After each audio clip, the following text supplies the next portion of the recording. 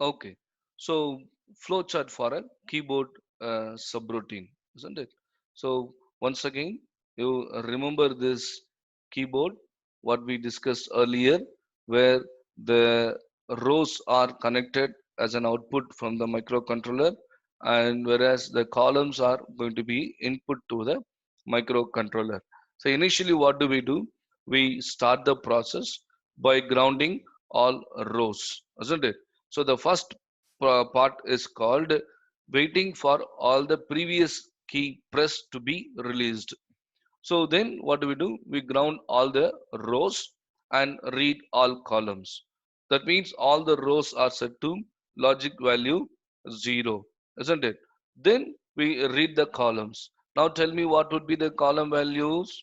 If there is no key press, that means all the columns should return a logic value 1.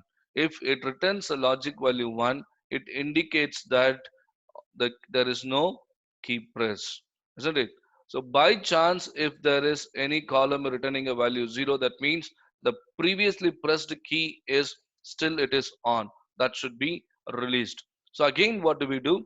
We read the column and we continue the process, isn't it? Okay. So when any of the if when all the columns are returning value 1, then we continue with the work, isn't it? So when you continue with the work, then what do? Again, we read the column. When we read the column. So when you read the column, if any of the key is pressed, if any of the key is pressed, it's not all keys down. If any of the key is pressed, how do you know if any of the key, whether any of the key is pressed or not?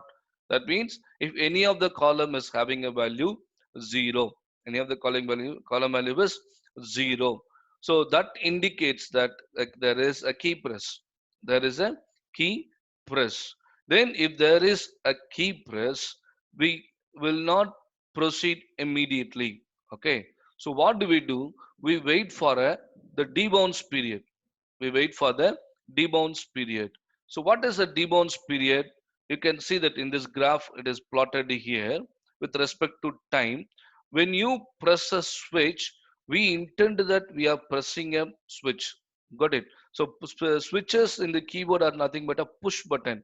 There may be the spring actions there in the every switch. So due to the aging, the spring will not connect properly. Okay, so the switch may not connect to the contact properly, due to which what will happen when you press the switch, got it?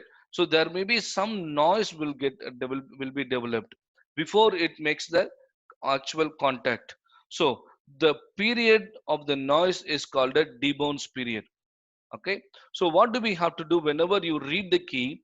We have to wait for the debounce period. We have to nullify, we have to kill this debounce period. Got it? So for this reason, what do? Although the key press is detected, we will not make use of the information immediately. Rather, we will wait for the debounce period. Only for the debounce period or the key to settle down. But in the same cases, if there is a no key press, again we are going to read the column. Okay, so if there is a key press, any of the key is pressed, then we go for the debounce operation. When as you read as you wait for the debounce operation, once this is completed, next what do you do? Again we are going to read the column. Okay, so again as you read the column, isn't it? Now what should be the value? Because we have proceeded thus far due to the key press only. Then some of the column or any of the column should return a value 0, isn't it? That's what we are going to be checking it here. If none of the column is returning a value 0, again we start the process from here. Again we start the process from here. If any of the column is returning a value 0, that means very it's authenticated that a key is pressed in the keyboard, isn't it? Okay, then next what do we do? Next we will go with the identification of the key. In identification of the key, for each no, one by one, to each bit of the row we will set the ground level value. So as we do this, then we check for the we read the column, isn't it? So if any of the key is pressed, then corresponding column should return a value 0, isn't it? So then what do? We have a separate mechanism to find which key is pressed. Invoke that particular mechanism. Then you have a lookup table. From the lookup table, we'll find out the necessary key and we will return a value. Isn't it? So this is the basically the flow chart that we that depicts the keyboard subroutine operation. Understand that? Okay. Thanks for watching. We'll continue.